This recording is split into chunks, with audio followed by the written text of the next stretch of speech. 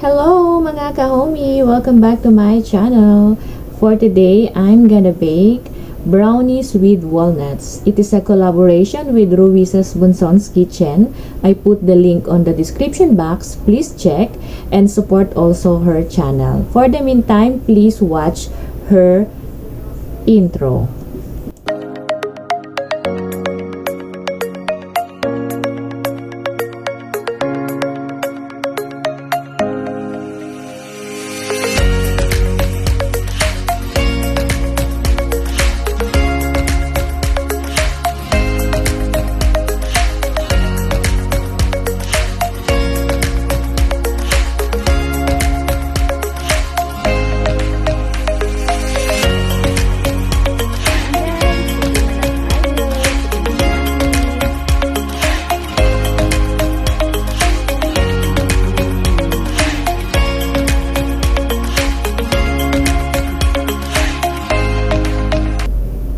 Ingredients are 8 ounces of dark chocolate.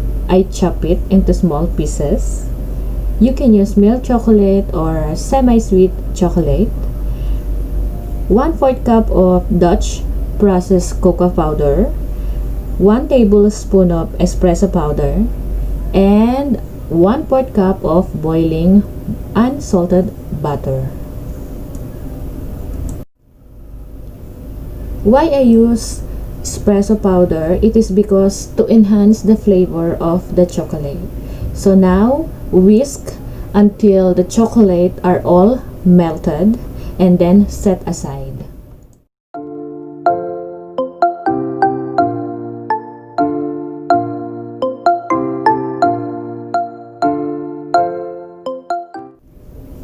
In a separate bowl, combine 2 cups of granulated sugar, 1/2 cup dark brown sugar, 2 teaspoon vanilla, and 2 teaspoon of kosher salt, mixed until incorporated.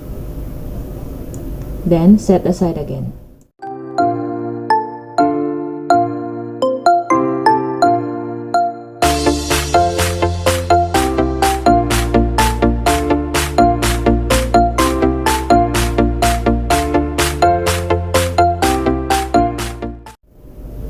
Sieve 1 cup of cake flour, 1/2 cup cocoa powder, again Dutch process I used. Why I use Dutch process? To enhance the flavor of the chocolate. Combine until incorporated.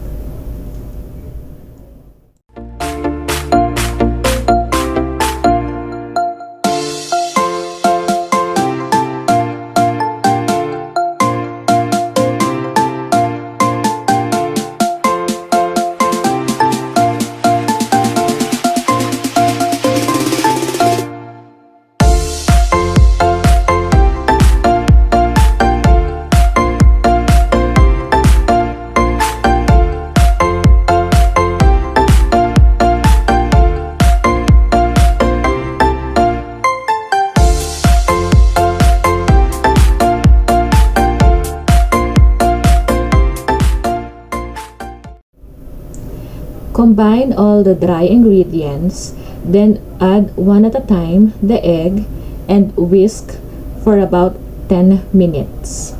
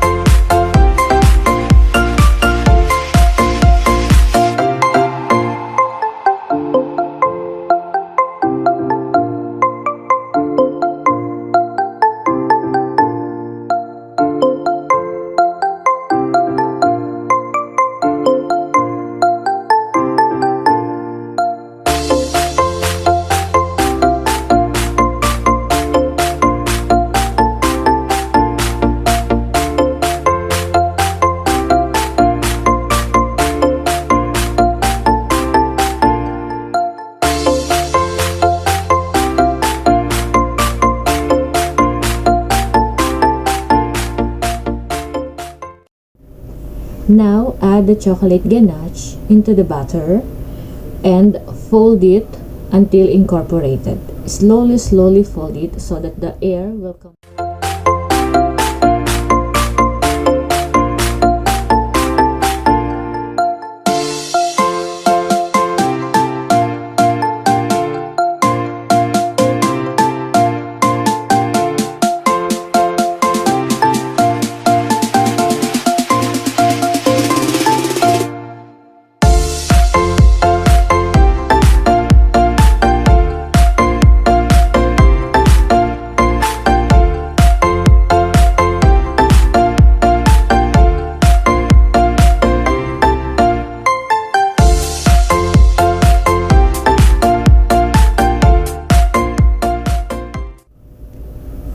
Pour the batter into baking pan and add some walnuts and crushed walnut on top.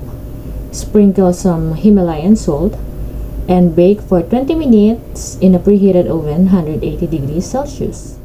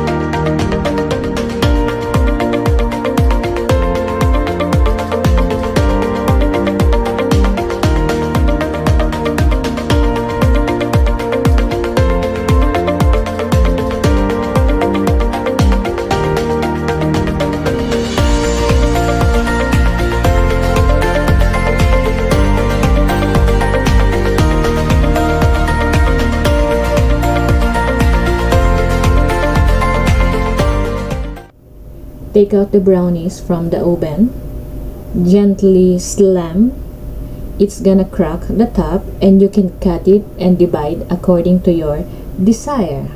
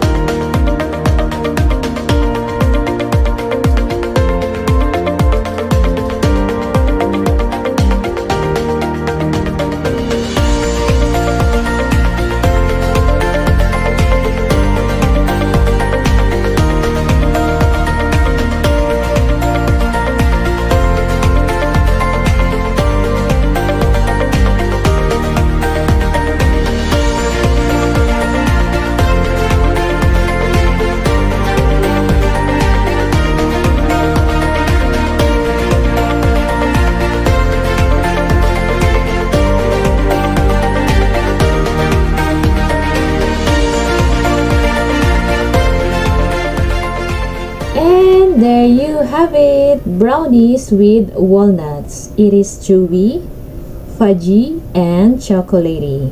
Thank you for watching, and please watch the version of Ruisa's Bonson's Kitchen. Thank you for watching, guys. See you next vlog. Bye!